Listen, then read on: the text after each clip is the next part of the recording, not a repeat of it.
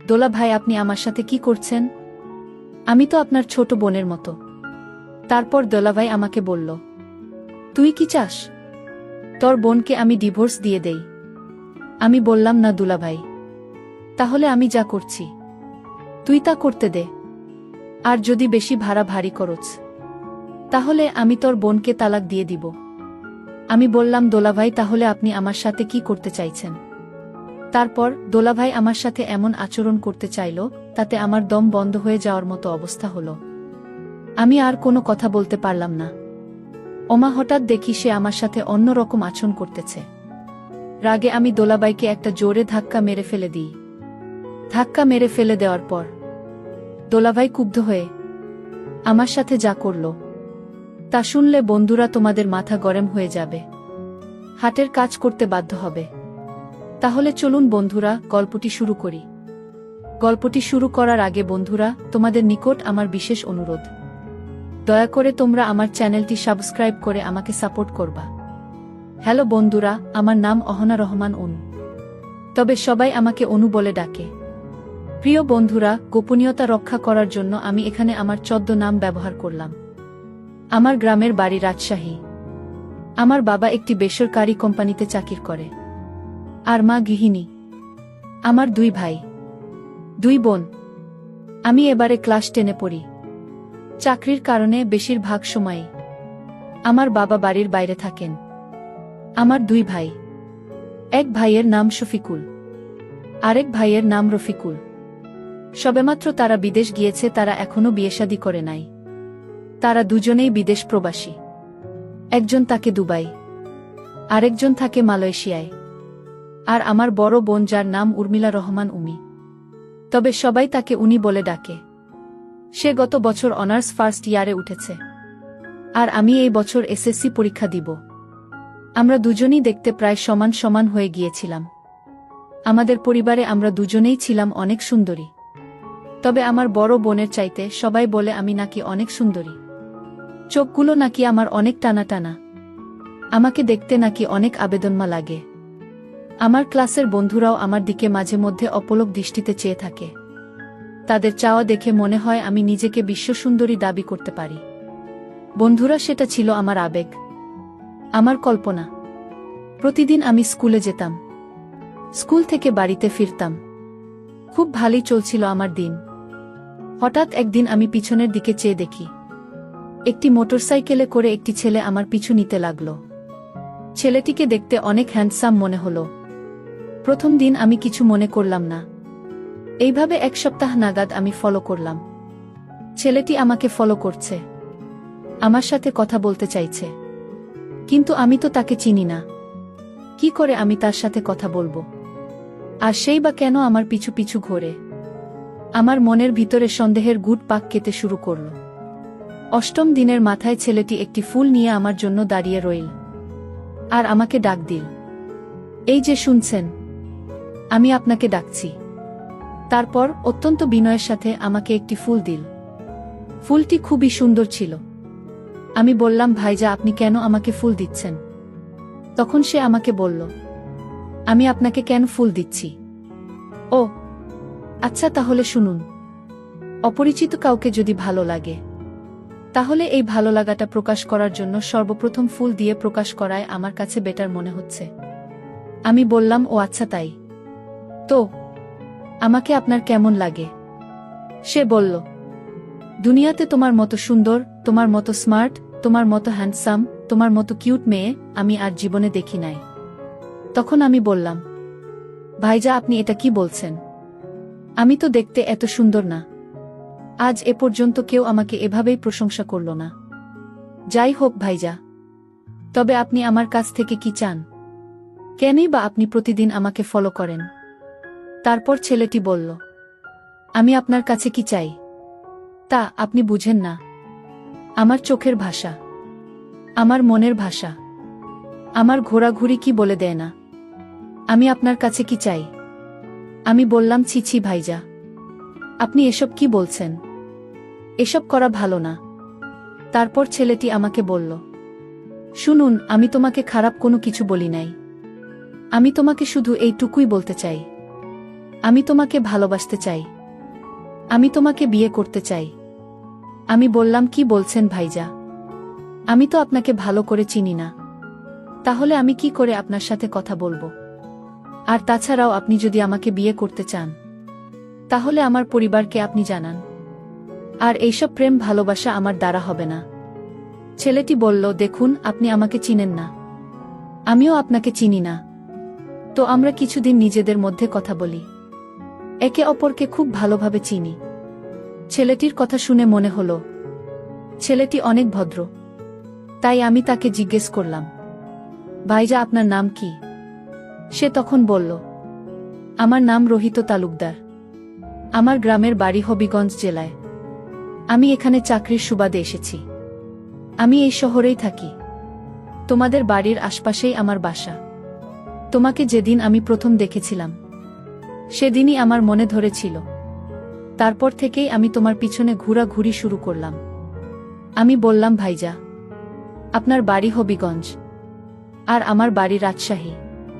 সুতরাং বিদেশি ছেলেদেরকে বিশ্বাস করতে আমার খুব ভয় হয়। আর ইদানিং ছেলেরা কত ধরনের প্রতারণা করছে মেয়েদের সাথে। সরি ভাইজা, আমাকে মাফ করে দিয়েন। আমার এরকম কথা শুনে ছেলেটির মন খারাপ হয়ে গেল। বুঝতে পারছি ছেলেটি খুব নিজেকে খুব অসহায় মনে করছে। তারপর ছেলেটি চলে যেতে চাইল। তবে চলে যাওয়ার পূর্বে ছেলেটি আমাকে তার একটি কার্ড দিয়ে বলল, যদি মনে করেন যে আমি ভালো, আমি আরও অন্য 2-4টা ছেলের মতো না, তাহলে দয়া করে আমাকে এই নাম্বারে একটি কল দিবেন। আপনার কলের প্রত্যাশায় আমি রইলাম। তবে যদি আপনি আমাকে একটি কল দেন, তাহলে মনে করব দুনিয়াতে সবচেয়ে সৌভাগ্যবান ব্যক্তি আমি। এই বলে ছেলেটি আমার কাছ থেকে চলে গেল। আমিও বাড়িতে চলে আসলাম। বাড়িতে এসে ফ্রেশ হয়ে খাওয়া দাওয়া করলাম। দেখতে দেখতে সন্ধ্যা হয়ে গেল। তখনও রাত 9টা বাজে। হঠাৎ আমার এই ছেলেটির কথা মনে পড়ল। তার কার্ডটি হাতে নিলাম। তার নাম্বারটা দেখলাম। একবার ভাবলাম, কল দিব কি দিব না। আমতা আমতা করে হঠাৎ ছেলেটির নাম্বারে একটি কল দিলাম। ছেলেটি আমার কল পেয়ে মনে হলো যেন আনন্দে উল্লাসিত হয়ে গেল। আর বলতে লাগলো, আমি সত্যিকার অর্থে অনেক ভাগ্যবান। আপনি যে আমাকে কল দিবেন, তা আমি কখনো কল্পনাও করি নাই। ভেবেছিলাম আমি যাকে জীবনে একটিবার পছন্দ করেছিলাম, সে হয়তো অন্য কারো হয়ে আছে, যে জন্যই সে আমাকে না করে দিয়েছে। এখন আমার সকল ভাবনা মিথ্যা হয়ে গেল। তারপর ছেলেটি আনন্দের সাথে আমাকে জিজ্ঞেস করল, এই যে মিস দয়াকরে, এবার বলবেন আপনার নামটা কি? ছেলেটির কথা শুনে আমার কাছে খুব ভালো লাগছিল। খুব মিষ্টি কণ্ঠ।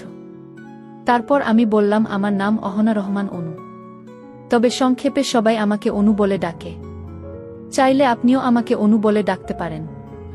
ছেলেটি বলল, তুমি যদি আমাকে অন্য বলে ডাকার অধিকার দাও, তাহলে আমি খুব খুশি হব। তারপর ছেলেটি বলল, অনু, আমরা কি খুব ভালো বন্ধু হতে পারি? ছেলেটির কথা শুনে আমার মনের ভিতরটা কেঁপে উঠল।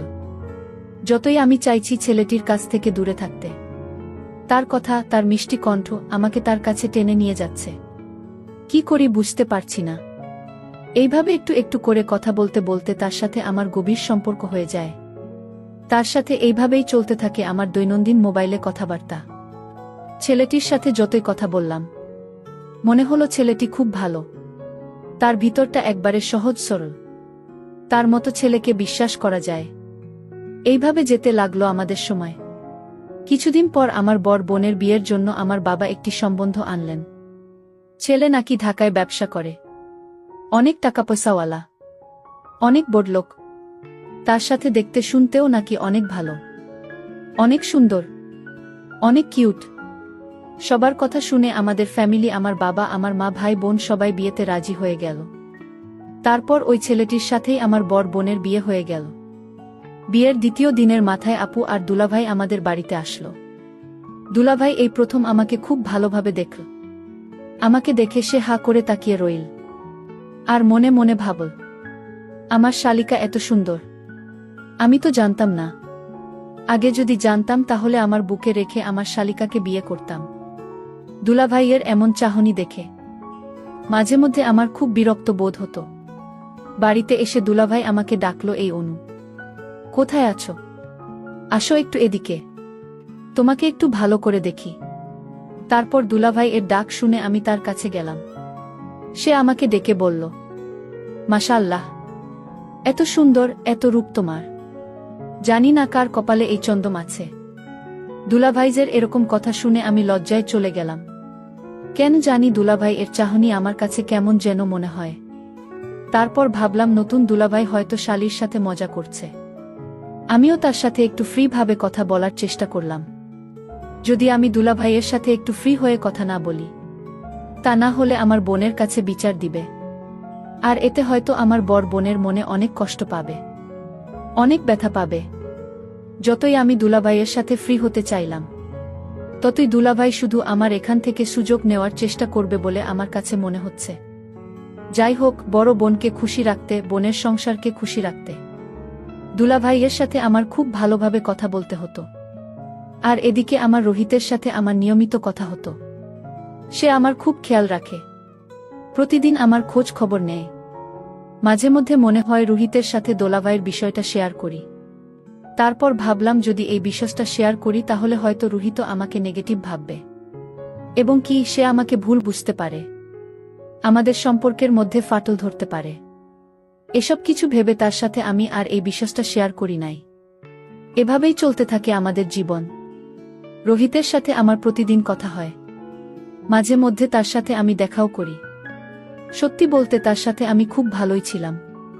কিন্তু এর মধ্যেই আমার জীবনে নেমে এলো একটি অন্ধকারাচ্ছন্ন একটি ঘটনা, যে ঘটনা আমাকে এখনো কুরে কুরে খাচ্ছে। আপুর বিয়ের প্রায় 1 বছর হয়ে গেল। আপু এখন সন্তান সম্ভবত তার ছেলে সন্তান হবে। সে বেশি নড়াচড়া করতে পারে না, তাই খুব অসুস্থ বোধ হয়। সেই জন্যই আপু আর দুলাভাই আপুকে কিছুদিন আমাদের বাড়িতে থাকার জন্য দোলাভাই নিয়ে আসে। সেই সাথে দুলাভাইও আমাদের বাড়িতে আসে। মনে হয় তারা 7 দিন থাকবে। আমরা সবাই আনন্দিত। এতদিন পর আমার আপু আর দোলাভাই আমাদের বাড়িতে আসছে। তাদেরকে খুব ভালো করে সেবা যত্ন করতে হবে, তাই আমরা সকলেই কাজ করছিলাম। সেই দিন বিকেল বেলা আপু আর দোলাভাই আমাদের বাড়িতে আসলো। তার রাতের খাবার দাবার খেয়ে শুয়ে পড়ল। আমি আমার রুমে শুয়ে পড়লাম। রাত তখন 1টা বাজে। দুলাভাই হঠাৎ আমার রুমে ফোন করে বলল, অনু আমার সুইট শালিকা, আমার খুব পানির পিপাসা পেয়েছে, একটি তোমার দরজাটা খুলো, একটু পানি খাবা। আমি বললাম, আচ্ছা ঠিক আছে দুলাভাই, আমি দরজা খুলছি, আপনি আসেন। আমি দরজা খুলতেই দোলাভাই আমার মুখে চেপে ধরলেন। আমি আর কোনো কথা বলতে পারলাম না। আমি বললাম, দোলাভাই আপনি আমার সাথে কি করছেন? আমি তো আপনার ছোট বোনের মতো। তারপর দোলাভাই আমাকে বলল, তুমি কি চাও তোমার বোনকে আমি ডিভোর্স দিয়ে দেই? আমি বললাম, না দুলাভাই, তাহলে আমি যা করছি তুই তা করতে দাও। আর যদি বেশি ভাড়া ভারী করো, তাহলে আমি তোমার বোনকে তালাক দিয়ে দিব। আমি বললাম, দোলাভাই তাহলে আপনি আমার সাথে কি করতে চাইছেন? তারপর দোলাভাই আমার সাথে এমন আচরণ করতে চাইল, তাতে আমার দম বন্ধ হয়ে যাওয়ার মতো অবস্থা হলো। আমি আর কোনো কথা বলতে পারলাম না। ওমা হঠাৎ দেখি সে আমার সাথে অন্য রকম আচরণ করতেছে। রাগে আমি দোলাভাইকে একটা জোরে ধাক্কা মেরে ফেলে দিই। ধাক্কা মেরে ফেলে দেওয়ার পর দোলাভাই ক্ষুব্ধ হয়ে ক্ষুধার্ত বাঘের মতো আচরণ করা শুরু করল। আমি খুব চেষ্টা করলাম বাধা দিতে, কিন্তু তাতেও কোনো কাজ হলো না। এক পর্যায়ে সে আমার সব কিছু বেঁধে ফেলে। আমি তার কাছে হাত পা ধরে ক্ষমা চাইলাম, তাতেও কোনো কাজ হলো না। আমি বললাম, দুলাভাই প্লিজ আমাকে মাফ করে দেন, আপনি আমার সাথে এমন করবেন না। তারপর সে আমায় বলল, দেখা অনু, আজকে প্রায় 2 মাস হলো তোমার বোন অসুস্থ, তার সাথে আমার কিছুই হয় না। আমি অনেক দিনের ক্ষুধার্ত, আমাকে একটু খেতে দাও। এই বলে সে তার কাজ করাতে ব্যস্ত হয়ে উঠল। প্রায় 2 ঘন্টা এই রকম করার পর সে শান্ত হল। আমি চোখের পানি মুছতে মুছতে সেখান থেকে চলে এলাম। চলে এসে আমার ভালোবাসা রোহিতকে ফোন দিলাম। ফোন দিয়ে তাকে আমি বললাম, রোহিত তুমি আমাকে ভুলে যাও। রোহিত আমার মুখ থেকে এমন কথা শুনে সে যেন পাগলে হয়ে গেল, আর বলতে লাগলো, অনু তোমা কি হয়েছে, আমায় একটু বলাবা। আমি শুধু কাঁদতে লাগলাম। তারপর রোহিতের অনেক জোরাজোরিতে বললাম, রোহিত একটা কুমারী মেয়ের মধ্যে যা তাকে আমার মধ্যে, আজকের পর থেকে তা আর নেই। রোহিত তখন আরো আগ্রহ নিয়ে শুনতে চাইল। আমার কি হয়েছে? তখন আমি পুরো ঘটনাটি করে বললাম।